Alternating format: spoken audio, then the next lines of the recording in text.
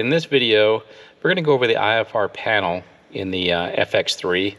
The FX-3 panel is also being installed in other aircraft, such as the X-Cub. I recently saw an X-Cub with an FX-3 panel.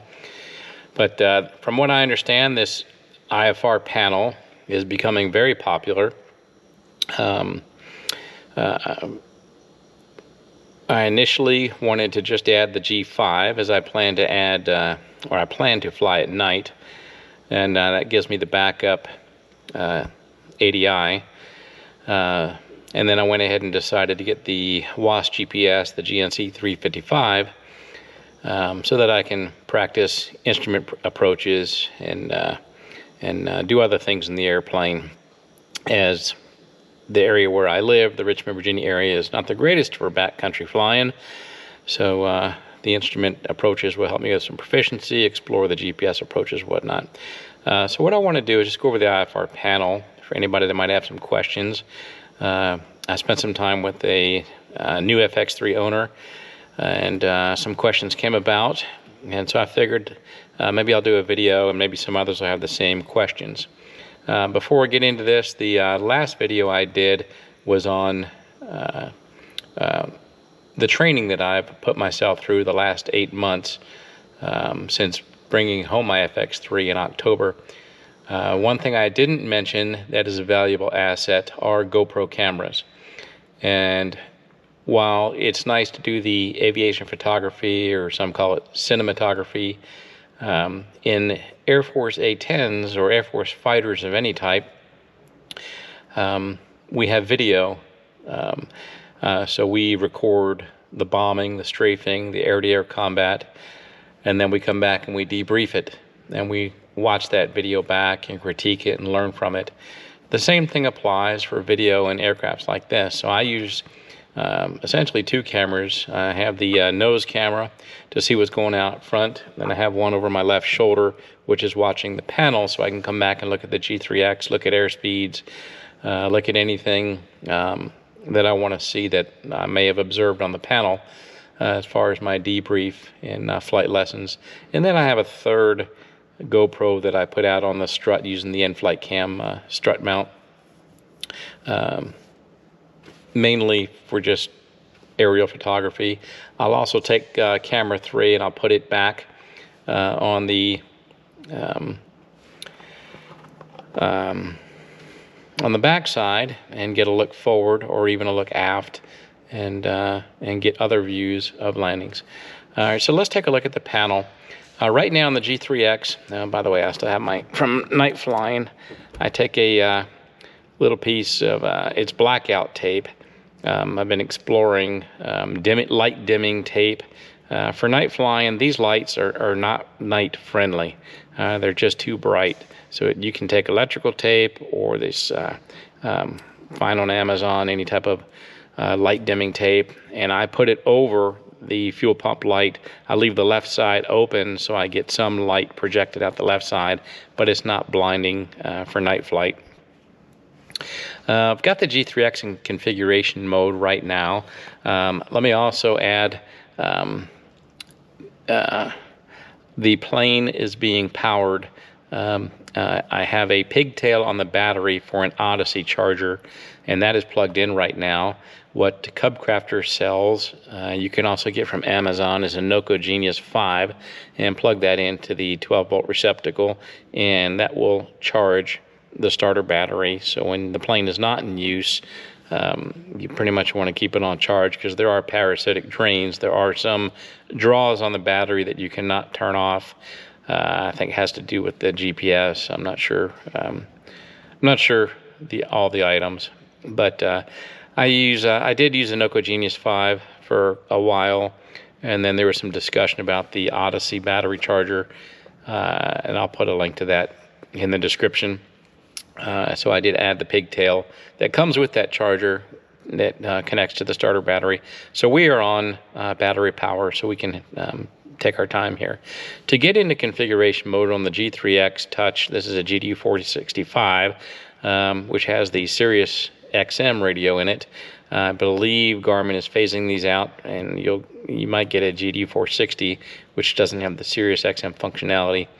But anyways, G3X Touch, since it's a two-handed operation, you get in configuration mode, press and hold the menu button, and then you can turn the IBBS on. You don't have to have master on for the G3X. So this is the configuration area. When you get your plane, I suggest going through this and just knowing what's here. Obviously, you don't want to be changing anything. CubCrafters is going to have pretty much everything set up. I did have to go through and change some AutoPilot. My roll and pitch gains, I think my roll servo gain was 2.0, and so it was just it was hyperactive. It was just crazy. So I compared with another FX-3 owner, what are his AutoPilot settings set to? So we compared numbers, and I brought the gain down to 1.2. I believe that's also the default. So that was, and you can change that on the non-config side as well. So one item of interest here is go into the config files, get a blank 8 gig SD card, put it in, and then what you want to do is export your system configuration and save that on an SD card. Put that in a safe place. Should you ever need a GDU 460 or 465 change, some configuration data may be lost. Another FX3 owner had to get a GDU 465 replaced, and not all the config was retained. So in our discussions, we actually talked about saving the config, and then you could restore that should you need to. Let's see what else is in here that might be of interest. Quite frankly, I don't remember. The Smart Glide might be, I don't know if it's in engine and airframe, but I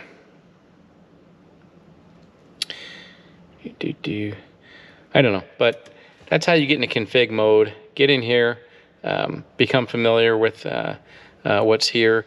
One thing, CubCrafters has pretty good defaults, like on map detail and whatnot, but I actually had to go through and increase the details and the alerts. Maybe we'll find that way to get on the other side. So I'm going to go ahead and let's just back out of this, I guess, save and reboot. And we'll get into the non-config side.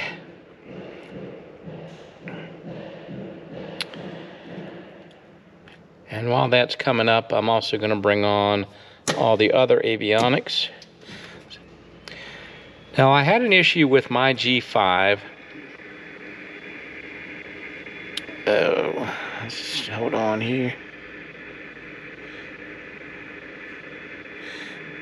Got some radio noise. Let me see if I can get it turned down. Or just disconnect it. Here we go. Just disconnect my helmet. So this is what you're going to see. That obviously I go IBBS on, and then I use the tug and take the aircraft out of the hangar, let things start spinning up, let the GPS start doing what it needs to do, and you can look at your dates and press continue. Now you'll see that my default is to come up to the engine page, and pressing menu twice. Let me go back and do that again for you. Menu brings up the config, and oh, I can't remember where it was. Setup, display, PFD startup page. You go split, and then you can choose your startup page. And engine is where I want to be for the startup. Now the layout might be a little different as things come online, so you might have to go out of engine and back in, and then things will lay out as the sensors pick up. I have a carbon monoxide detector, the Aether 2.0, that is installed. CubCrafters did install that for me, so I get the carbon monoxide, and we'll get the information down here as well. I'll talk about the G5. I was going to talk about it in a second. Go ahead and turn servos on. As far as map updates from flygarmin.com, fly.garmin.com, I think it is. Whenever you have updates, you'll have a separate SD card. Take out. You want to keep your same SD card here for your data logging. So prior to turning anything, take the SD card out. Put the one in here with the map updates that you created from the Fly Garmin website. And then the G3X will say, hey, you've got new stuff you want to update. And pretty simple.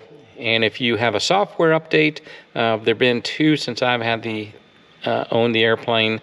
I believe we're on 9.0 now. Good to have everything turned on. So all your avionics, because not only will it update the G3X, it'll update the GFC 500, your autopilot, the G5.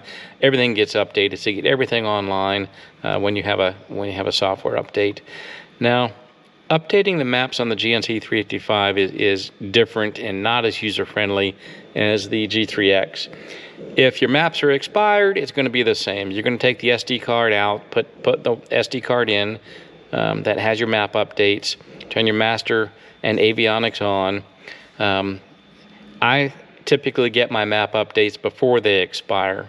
So you're not going to get a prompt that says, hey, you've got new maps, or typically I don't see it.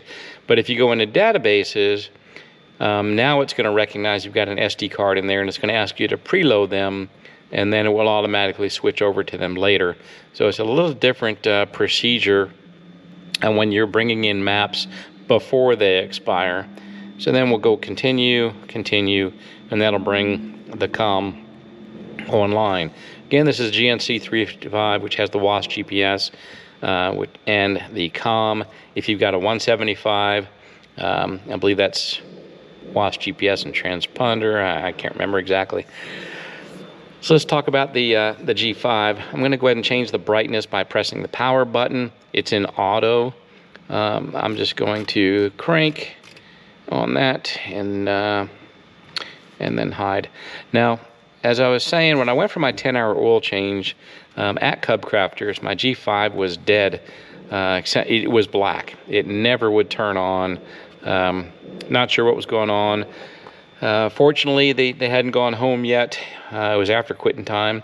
So the head of the service department, he had called the avionics guy and said to pull this out. So it's a good idea to have the Allen wrench that fits the G5, which is the same as the G3X. I can't remember the size. So anyways, you pull the G5 out, you have to disconnect the backup battery and then reconnect, essentially reboots. Now my theory, so this happened again to me later, and I sent a support request into CubCrafters, and they had me change a setting.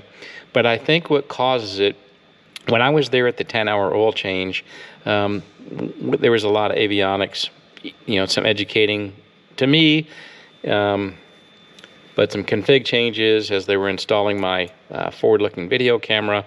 As you can see here, you all probably seen the videos discussing that.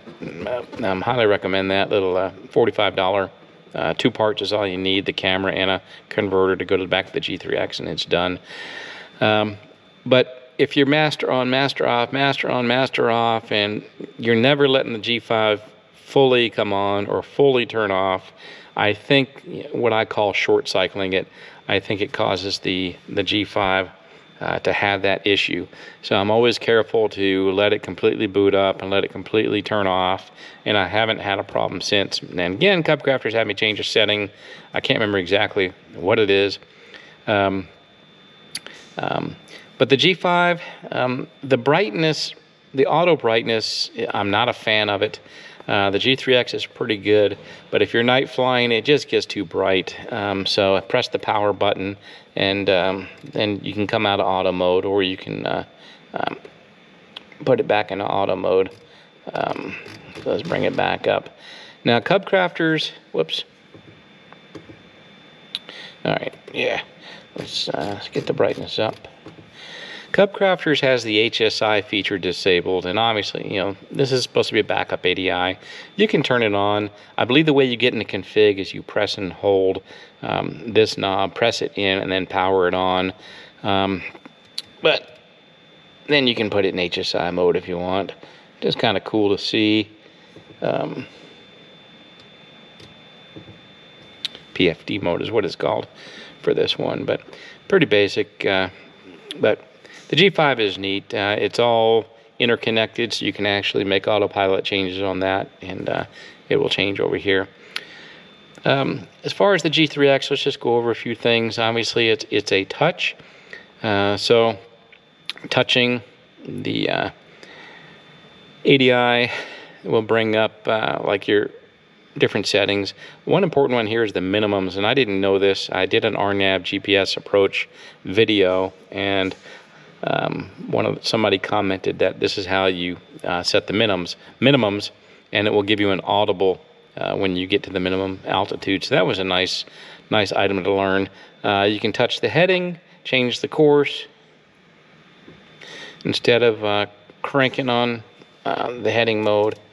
All right, so there are areas here that you can just touch and change configuration options. So it's a really nice setup.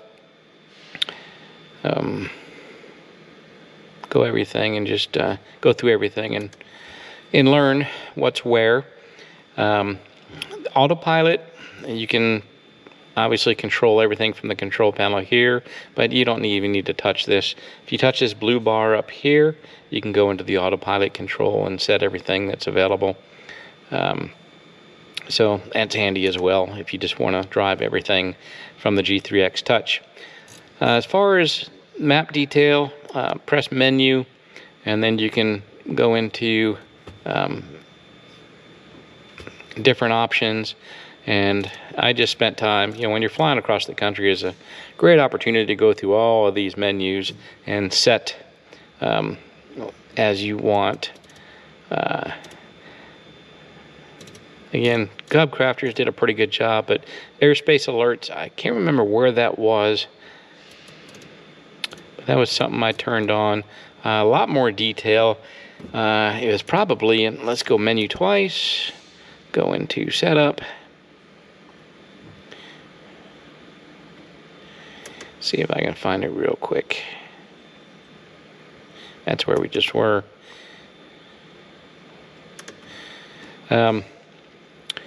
So go through every single option here and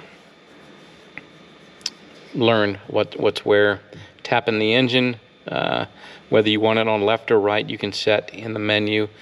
I have my opinions as to the side. Obviously, I like it on the right side because my primary focus is the instrumentation for instrument flying. But, it's your preference. Do what you want.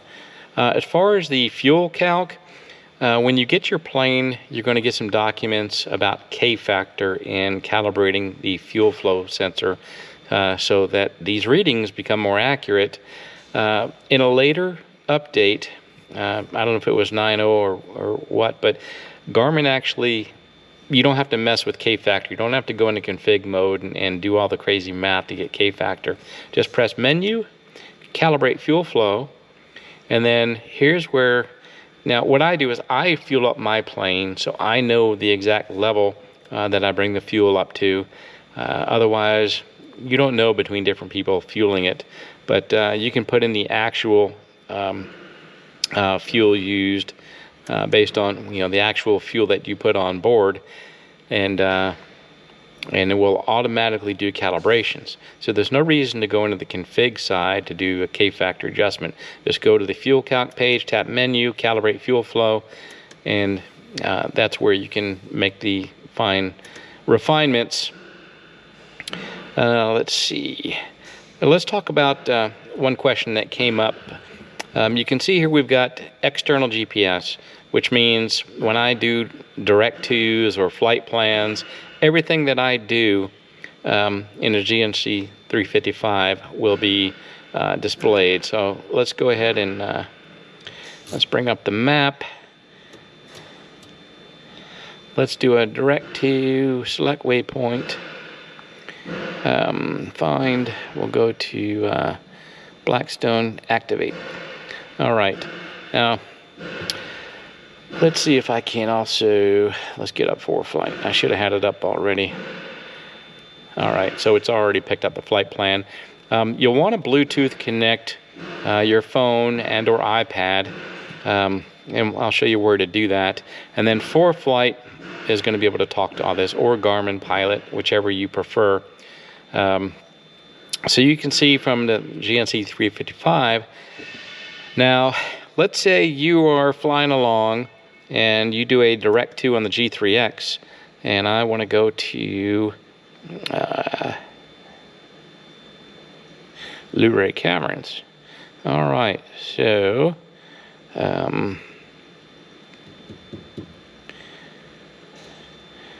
it's not going to let me choose it, I don't think, because I'm on external navigator. But if I go to internal navigator, there's the activate. What I'm getting at here is, if you activate a course, a destination on the G3X, you've now disconnected essentially the GNC 355. All right, so if I do a direct to find Dinwiddie, activate, it's not going to do that here. I don't know why. My internal, let's go to flight plan and see what's going on. So here over in the flight plan page, you can see it's on internal navigator, which means it's using the VFR GPS, not the WASP GPS. It's using the G3X to do the navigating, which is fine. And sometimes it, while I haven't done it, I've thought about it. It's just more convenient to do everything right here in the G3X. But I still come up here, I do everything on the GNC 355. But you can see the GNC 355 is trying to go east over to Dinwiddie, and Luray Caverns is northwest of here. It's not showing a course. So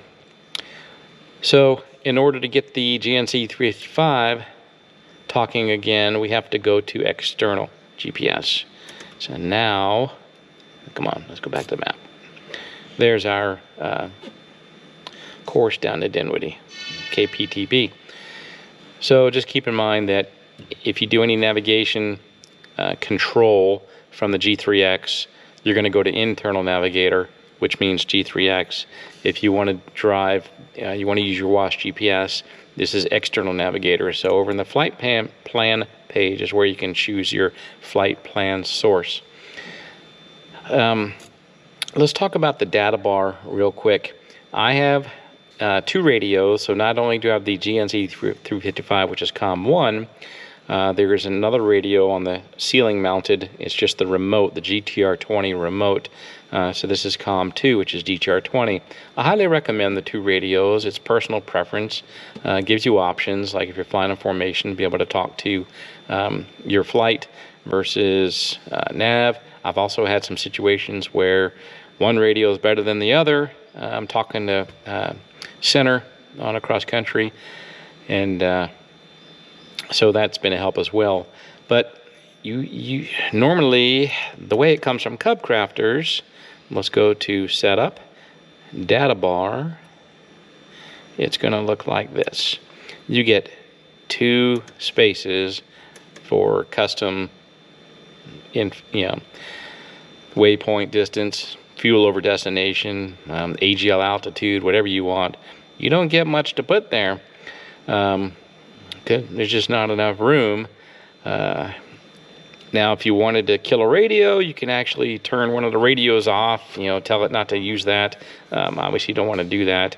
The one nice thing here, and I actually submitted a request to Garmin, and all they said is, well, you must be in compact mode. The problem is switching frequencies.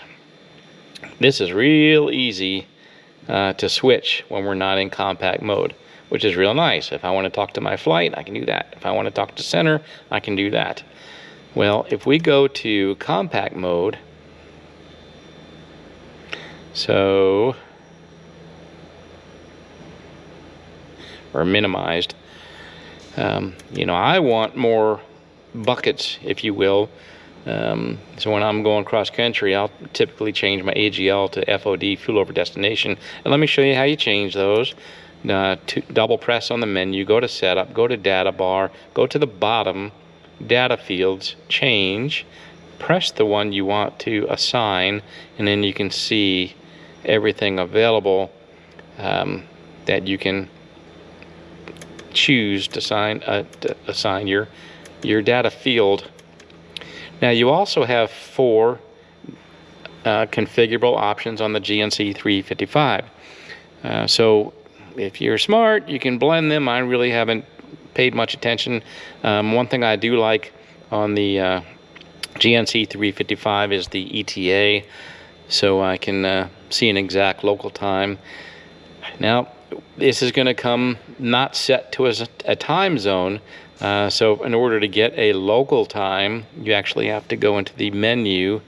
So let's go to was it System Setup, and then that you can see on the bottom. All right, so I had a GoPro shut down for temperature for some reason. Anyways, let's pick up where we left off. What we want to do is be able to have local time for the GNC 355. So we went into setup. We're going to go to local offset and set our time zone offset. You'd think with GPS this could be automatic. But I guess not. You know, it's just doing a UTC by default. So again, setup, go to the page. You can look at the different pages here. Now on the GNC 355, we'll go ahead and switch over to that. We'll go to the map view. Depending on the view you're in, the menu applies to that view. So we can configure the user field. So you can just tap the field and assign it. So as I was saying earlier, configure user fields in the GNC 355. All right, we're on a different camera now, so probably going to sound different.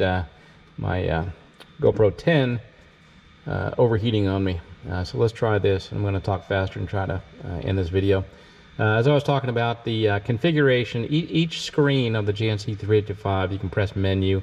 And so here in the map view, we can configure, just tap any of these 4 corners and you can assign whatever you want. So if you want to complement your data buckets here, your data fields on a G3X to not be the same as the GNC 355, you can essentially get 8. We're in the minimized data bar mode here because I have 2 radios as discussed earlier, but so you can configure that. I like to fly in radar mode. My ADS-B over here is primarily where I am. If you want to fly an approach, you go to the procedure page, and this is where you can set up your airport, tap your approach, and then you transition. Either load approach or activate approach, preview. So once you do that, and you can see because I am Bluetooth connected to the GNC 355, I can load that on the ForeFlight, and then all the points are going to show for the approach. Let me turn up this brightness. And double press menu, the very bottom one, backlight. We're going to change from photo cell to manual, and then we're going to crank this up. So that'll be easier for you to see. But here's the approach that's loaded, going into Dinwiddie. And then we can go to chart view. I'm sorry, waypoint view, and then charts on the bottom. And there's our approaches. So we got the RNAV to runway 5. We can go full screen. We can pinch to zoom or use this, touch to drag and brief your approach. And then you're actually going to get an aircraft location that's going to, or an aircraft symbol that's also going to fly on this when it comes on the chart. And then you can play with the autopilot and have some fun with the IFR panel. So let's see if I can go to the flight plan and delete this. I can't remember where this was.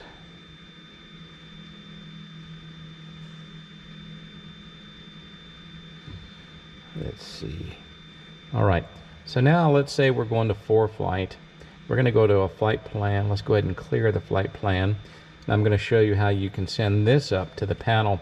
So let's go ahead and go KFCI, which is where I am, to KLUA, back to Blu-ray, and we'll just do that. And then what you do is you hit the share button, and where's send to panel? Here it is. This panel option at the bottom, and go to messages. One imported flight plan is available. Preview, and then you can activate it, so you can see KFCI to KLUA, and we activated it, and now it's all set up. So this is how you get ForeFlight to actually send your flight plan, so you can save your flights and then you can load them. But send to panel on ForeFlight is we'll send it to the GNC 355 and load your flight plan automatically. Now where this is nice is, let's say I want to go to a private field. For example, VG05 was one I tried. I got permission to go into, and you go enter and it's not there. Well, now what are you going to do? So luckily I got creative and I go, all right, let me just create a flight plan here. And whoops. So go to flight plan. Let's go to VG05 in ForeFlight. Now I don't know why. And then I can send this to the panel. Go to messages, preview the imported, and there you have KFCI to VG05. Activate. Yes. And then you can see there's VG05. So I don't know why the private fields aren't in here. They are in here. Obviously ForeFlight has them, but you can use ForeFlight to your advantage, or Garmin Pilot I'm sure as well, to send the information to the GNC 355. I've also loaded up user waypoints. If you look at the manual, you can actually create a spreadsheet, put it on an SD card and import them. So some of the fields that I have permission to go into, I've actually imported and created user waypoints. Let's see if there's anything else. Oh, so we're in compact mode. There's no way to change from this data bar between my COM1 and COM2. So you have to press that, then you have to select your radio, and then get out of here. And that's how you change between mic 1 and mic 2. Not the most efficient option, but that's how you do it when you're in the minimized modes. That is important. This is where you can Bluetooth pair your device to the intercom system, which is in the back. Very nice intercom that comes in this configuration. Improved audio, and it has spatial audio, whatever you call it, or 3D, to where you can actually tell it to, I don't do it, it's kind of weird, but if you're coming out of COM1, it will move it towards your left ear, COM2 towards your right ear, so you get a sense of who's talking just by that option. Here it is, 3D audio. So lots of options in here. Here's your intercom setup. Let's see what's more options in the radio. If you have the GDU 465, if you go to, it's not going to be on this by default. For me it was, well, actually it is. All right, this is the default, and this is going to allow you to get the SiriusXM. You're not going to get ForeFlight audibles, and I don't even know if your phone. So if you go to source Bluetooth, now you're getting your ForeFlight audibles, and I think your phone. So anyways, now if you're in Bluetooth, now you can stream music. So if you have your own Spotify, Apple Music, whatever you like, Pandora, typically you get cellular while flying. You don't need XM and pay for that subscription. You can listen to music just through your Bluetooth connection. So another question came about, well, how do you change the volume on your radio? All right, so you've got music volume there. You've got intercom volume here. But this still isn't the comm or the radio volume. And if you go into the radios, there's no way to change the volume here. The way you change the radio volume is tap standby, and there's your volume button for comm. So you have to go into the standby option to bring up your frequency panel. And then this is where you can also turn on monitor. So if you want, anyways, I typically fly on 121.5 with my backup radio. But if I'm going someplace, I'll put someplace over here, Unicom and AWOS, and where I'm coming from, Unicom and AWOS. So you manage the radios however you want. What else? Weather, terrain, traffic, and you've seen the video. SiriusXM stuff, and then the engine. So that's pretty much it. Just wanted to give you an overview of the IFR panel. So you've got the G5, and as I've pointed out, now you can also, everything's in sync. So if you're changing the altimeter, you can either tap and set your altimeter, or you can rotate it on the G5. They're all interconnected on the serial bus or whatever it is. However they're communicating, all that fancy stuff. Full versus split screen, and like I said, you can go in, and when you get your new plane, let me see if there's anything else of interest here.